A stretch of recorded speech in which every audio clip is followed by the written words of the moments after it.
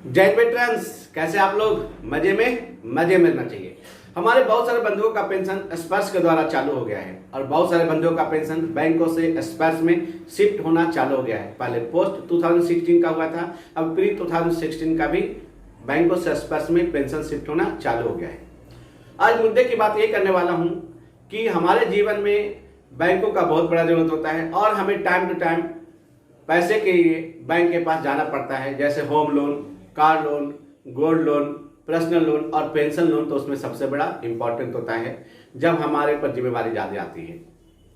पहले चूंकि आपका पेंशन का डॉक्यूमेंट बैंकों में था, तो आप किसी भी स्टेट बैंक ऑफ इंडिया के ब्रांच में जाते थे और कहते थे कि मैं डिफेंस पर्सनल हूं और मुझे पेंशन लोन की जरूरत है, तो आपका कोई भी ब्रांच आपको पेंशन लोन दे देता था। लेकिन चूंकि आपका डॉक्यूमेंट बैंक से स्पर्श में शिफ्ट हो गया है, तो क्या आपको पेंशन लोन मिलेगा? आज सबसे बड़ी बात यह है दोस्तों, स्टेट बैंक ऑफ इंडिया अपने वेटरन्स का बहुत ख्याल रखती है और मैं आपको बताता हूं कि आपको पेंशन लोन पक्का मिलेगा। चाहे आर्मी के हो, चाहे नेवी के हो, चाहे एयरफोर्स के हो, चाहे बीएसएफ के हो, चाहे सीआईएसएफ के हो, आपको पेंशन लोन भारतीय स्टेट बैंक देगी। अब सवाल उठती है कि पहले तो बड़ा आराम से मिल जाता था, अब उसके लिए क्या प्रोसीजर है?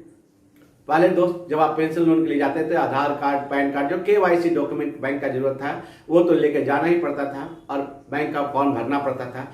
लेकिन चूंकि आपका पेंशन डॉक्यूमेंट बैंकों से स्पर्श में शिफ्ट हो गया है, तो आपको पेंशन लोन के लिए सबसे पहले क्या करना पड़ेगा? स्पर्श पोर्टल पर जाना पड़ेगा और अपने पीपीओ का एक प्रिंट आउट मारना पड़ेगा और सारे डॉक्यूमेंट के साथ वो पीपीओ का प्रिंट आउट भी लेके बैंक के पास पहुंचना पड़ेगा कि आपका पेंशन बैंक से स्पर्श में शिफ्ट हो गया है और बैंक वाला उसको देख करके आपका पेंशन सैंक्शन कर देगा। और बैंक वाला यानी होम ब्रांच क्या करेगा?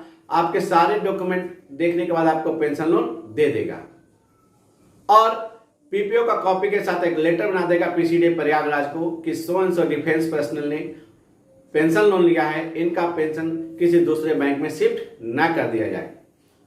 चूंकि पहले आपका पेंशन डॉक्यूमेंट बैंक में रहता था, तो आपको अगर पेंशन अकाउंट शिफ्ट करना होता था एक बैंक से दूसरे बैंक, तो आपको बैंक से परमिशन लेना पड़ता था।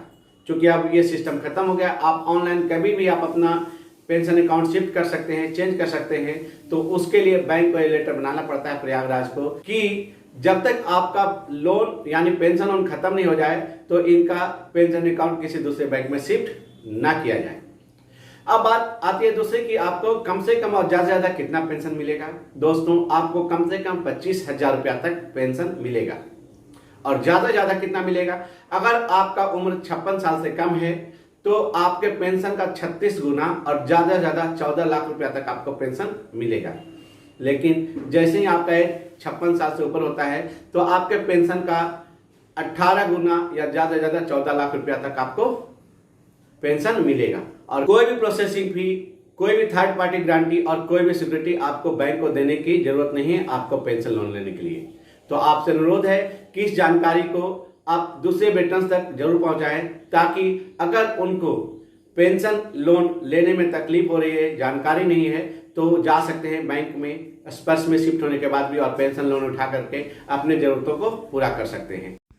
भारतीय स्टेट बैंक के किसी भी ब्रांच में अगर हमारे किसी वेटरन्स का जिनका पेंशन स्पर्श के थ्रू आ रहा है, पेंशन लेने में अगर कोई तकलीफ है, तो वो मुझसे संपर्क कर सकते हैं।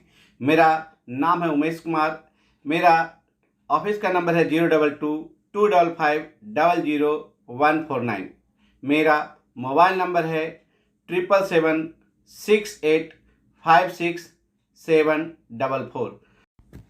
आप मुझसे कभी भी संपर्क कर सकते हैं अगर आपको प्रॉब्लम फेस करना पड़ रहा है।